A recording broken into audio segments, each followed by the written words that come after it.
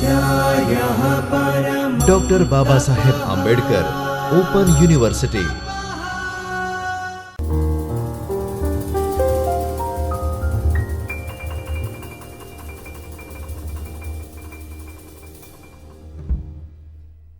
નમસ્કાર. Doctor Baba Saheb Ambedkar open યુનિવર્સિટીના જ્યોતિર્મય પરિસર ખાતે આવેલા ચૈતન્ય સ્ટુડિયોમાંથી હું ડૉક્ટર શિલ્પા રાજ્યગુરુ, સમાજશાસ્ત્ર વિભાગ, આપનું હાર્દિક સ્વાગત કરું છું. School of humanities and social sciences અંતર્ગત આવેલા બેચલર ઓફ આર્ટ્સના અભ્યાસક્રમ TYBA સોશિયોલોજી 306 સમાજશાસ્ત્રી વિચારકો અને જેમાં એકમ 17 MN શ્રીનિવાસ અંગેની રજૂઆત કરવા જઈ રહી છું. ત્યારે વાત કરીએ તો MN શ્રીનિવાસના જીવન પરિચય અંગે વાત કરીએ તો સામાજિક માનવશાસ્ત્ર અને ભારતીય સમાજશાસ્ત્રમાં અગ્રીમ હરોળનું જે સ્થાન ધરાવતા તેવા MN શ્રીનિવાસનો જન્મ 13 નવેમ્બર 1916માં થયો હતો. 1936માં દર્શનશાસ્ત્ર વિષયમાં એમણે BAની પદવી પ્રાપ્ત કરી. ત્યારબાદ મુંબઈ યુનિવર્સિટીમાં MA કર્યા બાદ PhDના માર્ગદર્શક પ્રખ્યાત સમાજશાસ્ત્રી GS ઘુરીએ તેમના હતા. ભારતમાં માનવ સમાજશાસ્ત્રના ઊંડા અભ્યાસ બાદ તેઓ 1945માં ઇંગ્લેન્ડની ઓક્સફર્ડ યુનિવર્સિટીમાંથી ડીલિટની પદવી એમણે મેળવી. એમણે ફેલોશિપ મેળવી અને વ્યાખ્યાનકાર તરીકે એમની ફરજની શરૂઆત કરી. વિદ્યાર્થી મિત્રો, MS યુનિવર્સિટીમાં સમાજશાસ્ત્રના માન્ય અધ્યાપક અને વિભાગીય અધ્યક્ષ તરીકે એમણે ઘણા લાંબા સમય સુધી કાર્ય કર્યું. ત્યારબાદ દિલ્હી યુનિવર્સિટીમાં રહ્યા અને ત્યારબાદ તેઓ બેંગ્લોર યુનિવર્સિટીમાં ગયા. MN શ્રીનિવાસના કાર્યનો પરિચય આપીએ તો એમણે ધર્મ અંગેના સિદ્ધાંતો આપ્યા, વર્ણ અને જ્ઞાતિ વ્યવસ્થા ઉપર કાર્ય કર્યું, સંસ્કૃતિકરણ ઉપર, પ્રભાવી જ્ઞાતિ અને પશ્ચિમીકરણ. આ બધા જ અભ્યાસો MN શ્રીનિવાસ અંગેના આપણે 12મા ધોરણથી ભણતા આવ્યા છીએ.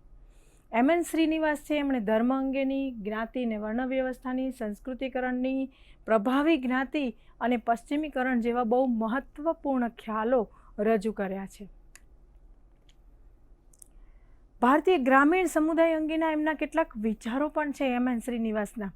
MN શ્રીનિવાસ ભારતીય સમાજનું માળખું અને એની ખાસિયત અંગેના અભ્યાસમાં પણ ભારતીય ગામડાને બહુ પાયાનું અને મહત્ત્વનું એકમ ગણે છે. તેમના અભ્યાસનું ક્ષેત્ર દક્ષિણ ભારતના મૈસૂરથી લગભગ 35 કિલોમીટર પૂર્વમાં આવેલા રામપુર ગામનું હતું. આ ગામ પસંદ કરવાનું એમનું વિદ્યાર્થી મિત્રો મુખ્ય કારણ એ હતું કે ત્યાં પરંપરાગત ભારતીય સમાજ અને ભારતીય જીવનનું દર્શન જોવા મળતું હતું. એટલે ગામડું તદ્દન પરંપરાગત રીતે વિકસેલું હતું. ગામની જ્ઞાતિઓ, સામાજિક ધર્મ, ધાર્મિક દરજ્જાઓ બધામાં અસમાનતા હોવા છતાં ક્યાંક ને ક્યાંક એ લોકોમાં એકતા પ્રવર્તતી હતી. એકતા ગ્રામીણ જીવનનું મુખ્ય એકમ હતું.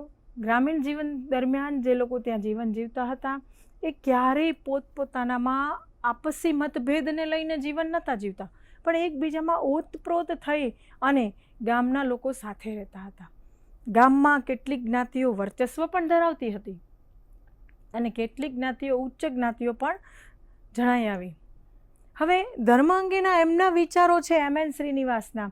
એની વાત કરીએ તો શ્રીનિવાસે સામાજિક માળખામાં અને તેમાં આવી રહેલા પરિવર્તનો વિશ્લેષણ અને અર્થઘટન ખાસ કરીને ધાર્મિક વિધિ વિધાનો અને ધર્મ પર વિશ્વાસ મૂકી અને એમના પોતાના પુસ્તકમાં રજૂ કર્યા છે. શ્રીનિવાસના મતે ધાર્મિક વિશ્વાસના આધારે જ આપણે બાહ્ય જગતને 2 વિભાગમાં વિભાજિત કરી શકીએ. એક જગત છે જે પવિત્ર છે, બીજું જગત છે જે અપવિત્ર છે. શ્રીનિવાસ પવિત્રતાને પણ 2 વિભાગમાં વિભાજિત કરે છે. કેટલીક પવિત્રતા સારી પવિત્રતા છે અને કેટલીક પવિત્રતા નરસી પવિત્રતા છે. કુર્ગ લોકોમાં જોવા મળતા ધાર્મિક વિધિ વિધાનો એમાંય ખાસ કરીને જન્મના, મૃત્યુના, લગ્નના એ સમયના રીત રિવાજોમાં ક્યાંક જ્ઞાતિગત સમાનતા જોવા મળતી હતી તો ક્યાંક જ્ઞાતિગત અસમાનતાના લીધે ધર્મ એક સામાજિક એકતા લાવનાર પરિબળ તરીકે એમણે વર્ણવ્યું છે. એટલે MN શ્રીનિવાસના ધર્મ અંગેના કેટલાક વિચારોમાં આખી વાત વણાઈ જાય છે. પવિત્રતા અને અપવિત્રતાનો ખ્યાલ, ક્યાંક પવિત્રતાને પણ એમણે 2 વિભાગોમાં સારી અને નરસી એવી વહેંચી છે વિદ્યાર્થી મિત્રો. હવે આગળ એ કહે છે કે આ ધર્મની સાથે વર્ણ અને જ્ઞાતિ અંગેના વિચારો પણ એમણે રજૂ કર્યા. જ્ઞાતિ અંગે સમગ્ર સમજણ પ્રમાણે તેમણે 1954માં વર્ણા કાસ્ટ અને ક્લાસ્ટ અંગેને શીર્ષક હેઠળ લેખ પ્રકાશિત કર્યો, જેમાં ભારતીય સમાજની જે ખાસિયતો છે અને એ જ્ઞાતિગત ખાસિયતોમાં જોવા મળતા પરિવર્તનોની પણ ચર્ચા કરી એમણે. ભારતીય સમાજનું વર્ણ વ્યવસ્થા કેન્દ્ર સ્થાને છે ભારતીય સમાજમાં, અને વર્ણ વ્યવસ્થાની આખી વ્યવસ્થાની સાથે સાથે જેમાં બ્રાહ્મણ, ક્ષત્રિય, વૈશ્ય, શૂદ્ર અને પંચમ વર્ણ તરીકે અંત્યજનો સમાવેશ કર્યો. આ પણ એક વાદ છે. જાતિવાદની વાત કરી. એમ.એન. શ્રીનિવાસે ભારતીય સમાજમાં એક મહત્વપૂર્ણ અને પાયાના તત્વ તરીકે જાતિવાદને ઓળખાવ્યો. એમની આ વસ્તુ કહેવાનો દ્રષ્ટિકોણ એવો હતો કે જાતિ એ માત્ર સમાજમાં સામાજિક રચના નથી, પરંતુ ધાર્મિક પરંપરાઓ, સંસ્કૃતિ, સમાજના બંધનો આ બધા સાથે એક સોદો કરેલી એક વ્યવસ્થા એટલે જાતિવાદ. જો એણે સામાજિક જાતિવાદની સાથે જાતિ અને ગતિશીલતાની પણ વાત કરી છે. સામાજિક ગતિશીલતાના અભિપ્રાય વિશે વિશેષ નોંધ પાડી છે કે એમણે જણાવ્યું છે કે સમાજની શાખાઓ ઘણી બધી છે અને આ જાતિ વચ્ચે જે ગતિશીલતાઓ થતી રહે છે, આ ગતિશીલતા વધુ ને વધુ સમાનતા તરફ દોરી જાય છે. તો આ તમામ બાબતો, જેમાં પહેલાં આપણે જોયું કે ધર્મ અંગેની વાત કરી, પછી વર્ણ અને જ્ઞાતિ અંગેના એમણે વિચારો રજૂ કર્યા, ત્યારબાદ વર્ણ અને જ્ઞાતિ અંગેના વિચારોની સાથે કેટલીક એણે વૈશ્વિક અને પોલિટિકલ ગતિઓને પણ ઉમેરી. એમ.એન. શ્રીનિવાસે એવું કીધું કે અંગ્રેજી શિક્ષણ, પશ્ચિમી સંસ્કૃતિ, આ બધી બાબતોને, આ બધા વિચારોને ધ્યાનમાં રાખીને દેશભરમાં વિભિન્ન જાતિઓ અને પંથો વચ્ચે એક પ્રકારની એક સમાનતા પ્રવર્તતી હતી. ત્યારબાદ કે છે સંસ્કૃતિ અને ભિન્નતાની વાત કરી. એમ.એન. શ્રીનિવાસના આ દ્રષ્ટિકોણ મુજબ જોઈએ તો જાતિ અને સમાજની ભિન્નતાઓ જે છે એ ભારતીય સંસ્કૃતિના વૈવિધ્યને દર્શાવે છે. કોઈક જાતિ સંસ્કૃતિ ભિન્નતામાં એકમત નથી, પણ ઘણા બધા મતો પ્રવર્તે છે, ત્યારે એમ કહેવાય કે એમની વચ્ચે ભિન્નતા રહેલી છે. હવે એમના સંસ્કૃતિકરણ અંગેના ખ્યાલો. આપણને બધાને ખબર છે કે સંસ્કૃતિ એટલે વ્યક્તિ જે જીવન જીવે છે એ જીવનશૈલીને આપણે સંસ્કૃતિ કહીએ. લગ્નના રિવાજો, ધર્મના રિવાજો, સમાજના રિવાજો, કુટુંબના રિવાજો અને એની અંદર એના એક આખા માળખામાં રચાયેલી વ્યવસ્થા એટલે સંસ્કૃતિ. અને આ સંસ્કૃતિની અંદર સામાજિક ગતિશીલતા, જો અહીંયા કીધું છે ગતિશીલતા એટલે કે ઊંચ નીચના કોટિક્રમિક માળખા આધારિત સામાજિક પરંપરાગત માન્યતાઓ જોવા મળે, જ્ઞાતિગત રિવાજો જોવા મળે, જ્ઞાતિગત જીવનશૈલી હોય, વિધિ વિધાનો હોય, અને એ દરેક જ્ઞાતિને પોતાની સંસ્કૃતિ અનુસાર જોવા મળે. કોઈ એક્સ નામની જ્ઞાતિ છે તો એના લગ્નના રિવાજો જુદા હોય, મૃત્યુના રિવાજો જુદા હોય, એમની જીવનશૈલી અલગ હોય. તો એમ અહીંયા પણ એ પોતાના religions and society among the Coorgs એમાં જણાવે છે. 1952માં એમનું જે પુસ્તક પ્રકાશિત થયું એમાં એમ.એન. શ્રીનિવાસે સંસ્કૃતિકરણની વિભાવના કરી. અને એ વિભાવનામાં એ જણાવે છે કે મૈસૂરના કુર્ગ લોકોના અભ્યાસના આધારે તારવી શકાય કે જ્યાં નિમ્ન ગણાતી જ્ઞાતિઓ બ્રાહ્મણોના જીવનનું અનુકરણ કરી રહી હતી, અને એટલે એક્સ નામની જ્ઞાતિના જીવન ધોરણો, મૂલ્યો અને સંસ્કૃતિનું જ્યારે વાય નામની જ્ઞાતિ અનુકરણ કરે ત્યારે આપણે એને સંસ્કૃતિકરણથી મૂલવીએ છીએ, અને એ પરિભાષાને એણે સંસ્કૃતિકરણ કીધી. પ્રભાવી જ્ઞાતિ અંગેના એમના ખ્યાલોમાં એમણે શ્રીનિવાસે રામપુરા ગામનો ક્ષેત્રીય અભ્યાસ ગ્રામીણ સમુદાયમાં આવેલા પરિવર્તનોને આધારે ઝીણવટભર્યો કર્યો, અને એમાં એણે એમ કીધું કે કેટલીક જ્ઞાતિઓ સમાજમાં પ્રભાવી જ્ઞાતિ છે, એટલે પ્રભુત્વશાળી છે, સત્તાના સ્થાને છે. કોઈ એક ગામ છે જેણે એમણે વાત કરી છે કે શ્રીનિવાસના રામપુરા ગામનો ક્ષેત્રીય અભ્યાસ એમણે કર્યો, અને એ રામપુરા ગામની અંદર એકલિંગા જ્ઞાતિ પ્રભાવી જ્ઞાતિ હતી. માની લ્યો કે આપણે કોઈ સૌરાષ્ટ્રનું એક ગામ લઈએ તો એમાં આહિર છે, પટેલ છે, દરબાર છે, એ જ્ઞાતિનું વર્ચસ્વ વધારે હોય તો એને આપણે પ્રભાવી જ્ઞાતિ કહીએ. તો અહીંયા પણ એ જ વાત કરી છે કે ગામના મોટાભાગના લોકો જમીનની માલિકી ધરાવતા હોય અને બાકીની જ્ઞાતિ એમને આધારિત હોય, ત્યારે એવા સંજોગોમાં વર્ચસ્વ રાજકીય ધરાવતી જ્ઞાતિ એ પ્રભાવી જ્ઞાતિ સાબિત થતી હોય છે. પશ્ચિમીકરણના વિચારોમાં પણ એમણે વાત કરી કે ભાઈ બ્રિટિશ અમલ દરમિયાન બ્રિટિશ શાસન જ્યારે ભારતમાં આવ્યું ત્યારે ધીમે ધીમે બ્રિટિશ શાસનનો પહેરવેશ, બ્રિટિશ શાસનની બોલી, સંસ્કૃતિ, રિવાજો, ધોરણો, એનું શિક્ષણ, આ બધી વસ્તુઓ આપણે અપનાવવા લાગ્યા. એટલે વિચારસરણી બદલાવા લાગી અને એ વિચારસરણી બદલાણું એનું વિશ્લેષણ એમ.એન. શ્રીનિવાસે કર્યું કે જે પરંપરાગત ભારતીય સંસ્કૃતિ હતી અને પરંપરાગત ભારતીય જીવન ધોરણ હતું એમાં ફેરફાર આવ્યો. આપણે હાલની પરિસ્થિતિમાં વિદ્યાર્થી મિત્રો જોઈએ તો ઘણા બધા ડેઝની ઉજવણી કરીએ છીએ તો એમાંના કેટલાક દિવસો એવા છે કે જે ભારતીય પરંપરાને નથી અનુસરતા અને છતાં પણ આપણે એનું અનુસરણ કરીએ છીએ.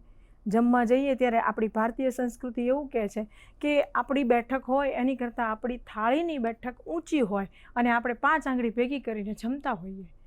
પણ પશ્ચિમી સંસ્કૃતિનું અનુકરણ કરી અને યુવાધન છે એ શું કરે છે તો કે ભાઈ છરી કાંટાથી જમે છે, ચમચીથી જમે છે, ડાઇનિંગ ટેબલ ઉપર જમે છે. તો આ આખી સંસ્કૃતિ છે એમાં કોનું અનુકરણ જોવા મળ્યું તો કે પશ્ચિમી સંસ્કૃતિનું અનુકરણ જોવા મળ્યું. શ્રીનિવાસ એવું કહે છે કે પાશ્ચાત્ય સમાજની અસર સમજાવવા માટે એણે પશ્ચિમીકરણ એવો ખ્યાલ આપ્યો છે. કોઈ એક વ્યક્તિ છે એને અન્ય દેશના રિવાજો, મૂલ્યોને, ધોરણોને, સંસ્કૃતિ ગમે એને અપનાવે ને એના જેવા બનવાનો પ્રયાસ કરે ત્યારે એમ.એન. શ્રીનિવાસે એવું કીધું કે ત્યાં સંસ્કૃતિકરણ જોવા મળે છે. એમ.એન. શ્રીનિવાસે કેટલાક લખાણો લખ્યા છે. એમના વર્ગીકૃત કરી શકાય એવા લખાણોમાં એમણે મૈસૂરમાં લગ્ન અને કુટુંબ અંગેનો અભ્યાસ કર્યો છે. 1942માં મૈસૂરમાં લગ્ન અને કુટુંબનો અભ્યાસ કર્યો. કુર્ગ ધર્મ અને સમાજ, કુર્ગ લોકોમાં ધર્મ અને સમાજનો અભ્યાસ એમણે 1952માં કર્યો. ત્યારબાદ આધુનિક ભારતમાં જાતિ અને અન્ય નિબંધો એમણે એશિયાના પબ્લિશિંગ હાઉસમાં કર્યા. એ પછી એમણે અંગત લેખન દ્વારા ભારતીય સમાજ, ગ્રામ અને જાતિ, લિંગ પદ્ધતિ, આધુનિક ભારતમાં સામાજિક પરિવર્તન, પ્રજા અને પ્રજાતીય, પ્રબળ જાતિ અને અન્ય નિબંધો, ભારતમાં સામાજિક પરિવર્તનના પરિણામો, આવા ઘણા બધા વર્ગીકૃત લખાણો દ્વારા એમણે પોતાનો પરિચય આપ્યો. હવે એમ.એન. શ્રીનિવાસ છે, ફરી વખત એકવાર આપણે જોઈ લઈએ કે એમ.એન. શ્રીનિવાસના મહત્ત્વના કાર્યોમાં કઈ કઈ બાબતોનો સમાવેશ થતો હોય છે. તો સૌથી પહેલાં આપણે કીધું કે એમ.એન. શ્રીનિવાસ છે એમણે ધર્મ અંગેનો અભ્યાસ કર્યો કે ધર્મ શું છે, ધર્મની વિચારધારા શું છે. પછી બીજો અભ્યાસ એમનો હતો વર્ણ અને જ્ઞાતિ વ્યવસ્થા, વર્ણ કોને કહેવાય, જ્ઞાતિ કોને કહેવાય, કઈ પર્ટિક્યુલર જ્ઞાતિનો એમણે અભ્યાસ કર્યો અને એમના અભ્યાસ દ્વારા એમણે કેટલાક તારણો આપ્યા. ત્રીજી વાત એમણે કરી કે સંસ્કૃતિકરણ આપણે કોને કહીએ છીએ, સંસ્કૃતિ એટલે શું, સંસ્કૃતિ કોને કહેવાય. ઉચ્ચ ગણાતી જ્ઞાતિના સાંસ્કૃતિક તત્વોનું અમલીકરણ જ્યારે નિમ્ન ગણાતી જ્ઞાતિ કરે ત્યારે એમ.એન. શ્રીનિવાસની દ્રષ્ટિએ એને સંસ્કૃતિકરણ તરીકે એણે મૂલવવાના પ્રયાસો કર્યા. તો આ સાંસ્કૃતિકરણની પણ એમણે વાત કરી. પ્રભાવી જ્ઞાતિની વાત કરી કે કોઈ પર્ટિક્યુલર સ્થાન, સ્થળ કે ક્ષેત્રમાં જ્યારે કોઈ ચોક્કસ જ્ઞાતિ રાજકીય સત્તા ધરાવે, જમીનની માલિકી ધરાવે અથવા આર્થિક રીતે સદ્ધર હોય ત્યારે ગ્રામમાં એનું વર્ચસ્વ હોય ત્યારે એવી જ્ઞાતિને પ્રભાવી જ્ઞાતિ તરીકે વર્ગીકૃત કરી શકીએ આપણે. પછી એણે પશ્ચિમીકરણના વિચારોની વાત કરી. એમણે પોતે બ્રિટિશ અમલ દરમિયાન જે કાંઈ પણ ઘટના બની રહી હતી, જે કાંઈ પણ પરિસ્થિતિ બની હતી અને એના સંદર્ભમાં એણે એમ.એન. શ્રીનિવાસે પરંપરાગત ભારતીય સમાજ જીવન અને સંસ્કૃતિના વિવિધ ક્ષેત્રોમાં જે પરિવર્તનો આવ્યા એ પરિવર્તન આવવાની ઘટનાને પશ્ચિમીકરણ કીધું. કે લોકો છે એ પોતાની પરંપરાગત સંસ્કૃતિને અનુસરતા નથી પણ લોકો પોતાની સંસ્કૃતિને છોડીને નવી સંસ્કૃતિ, નવા દેશની સંસ્કૃતિ અપનાવે ત્યારે એણે પશ્ચિમીકરણ તરીકે મૂલવવાનો પ્રયાસ કર્યો અને એમ.એન. શ્રીનિવાસના કેટલાક લખાણોને વર્ગીકૃત કરવાનો પ્રયાસ કર્યો. હવે એમ.એન. શ્રીનિવાસના આખા એકમ છે એ એકમના ઉદ્દેશ્ય બાદ, એકમને સમજ્યા બાદ એમના કેટલાક મહત્ત્વના પ્રશ્નો છે કે એમ.એન. શ્રીનિવાસ છે એ ક્યાંના વતની હતા, એમ.એન. શ્રીનિવાસે ક્યાં અભ્યાસ કર્યો, એમ.એન. શ્રીનિવાસે કઈ જગ્યાએ અધ્યાપક તરીકે કેટલો સમય કામ કર્યું. તો પહેલો પ્રશ્ન છે આપણો કે એમ.એન. શ્રીનિવાસના જીવનનો પરિચય આપો, એના વિશે ટૂંકી નોંધ લખો. એમ.એન. શ્રીનિવાસના સમગ્ર જીવન વિશેની ટૂંકી નોંધ લખો. બીજો પ્રશ્ન છે એમ.એન. શ્રીનિવાસનો સંસ્કૃતિકરણનો ખ્યાલ સમજાવો. આપણે વાત કરીને કે એક એક વ્યક્તિ, એક પ્રદેશ, એક સમાજની સંસ્કૃતિ બીજો સમાજ, બીજો વ્યક્તિ અપનાવે, એક જ્ઞાતિની સંસ્કૃતિ બીજી જ્ઞાતિ અપનાવે તો એ સંસ્કૃતિકરણનો ખ્યાલ અહીંયા સમજાવવાની વાત કરે છે. ત્રીજી વાત કરે છે શ્રીનિવાસનો પ્રભાવી જ્ઞાતિ અંગેનો ખ્યાલ. કોઈ એક ક્ષેત્રની અંદર કોઈ એક જ્ઞાતિ આર્થિક રીતે સદ્ધર હોય, કોઈ એક જ્ઞાતિનું વર્ચસ્વ રાજકીય રીતે હોય, કોઈ એક જ્ઞાતિનું વર્ચસ્વ સમાજમાં સામાજિક દ્રષ્ટિએ હોય, ત્યારે વર્ચસ્વ ધરાવતી જ્ઞાતિ એટલે પ્રભાવી જ્ઞાતિ કહેવાય. એના ખ્યાલને સમજાવવાની અહીં વાત કરી એમ.એન. શ્રીનિવાસે. હવે એમ.એન. શ્રીનિવાસના આ સમજૂતી બાદ કહે છે કે એમના કેટલાક એમ.એન. શ્રીનિવાસ અંગે વધુ વિશેષ માહિતી તમારે મેળવવી હોય તો બી.કે. નાગલા ભારતીય સમાજશાસ્ત્રી ચિંતન નામનું એમનું એક પુસ્તક છે. દોશી એસ.એલ. ડોશીનું આધુનિક સમાજશાસ્ત્રીય વિચારકે અને એજિશા જે.કે. દવેનું સમાજશાસ્ત્રીય વિચારકો નામનું પુસ્તક છે, જેના દ્વારા વિદ્યાર્થી મિત્રો તમે એમના વિશેની માહિતી મેળવી શકો. એમ.એન. શ્રીનિવાસે ખૂબ જ મહત્ત્વપૂર્ણ ધારણાઓ બાંધી છે. એમ.એન. શ્રીનિવાસે ભારતીય સમાજના ગામડાઓનો અભ્યાસ કરી અને ભારતીય સમાજ જીવન વિશેની કેટલીક મહત્ત્વપૂર્ણ રજૂઆતો કરી, જેમાં એણે ધર્મ, જ્ઞાતિ અને વર્ણ વ્યવસ્થા, પ્રભાવી જ્ઞાતિ, સંસ્કૃતિકરણ આ બધા ખ્યાલનો સ્પષ્ટ ઉલ્લેખ કર્યો છે. અને જેના દ્વારા આપણે આજે સમગ્ર એમ.એન. શ્રીનિવાસ અંગેનો એક ટૂંકો પરિચય મેળવવાનો પ્રયાસ કર્યો છે. તો વિદ્યાર્થી મિત્રો, નવો કોઈ સાહિત્ય અથવા નવી કોઈ વાત લઈ ફરી મળીશું આપણે. ત્યાં સુધી હું રજા લઉં. નમસ્તે. સ્વાધ્યાયઃ પરમં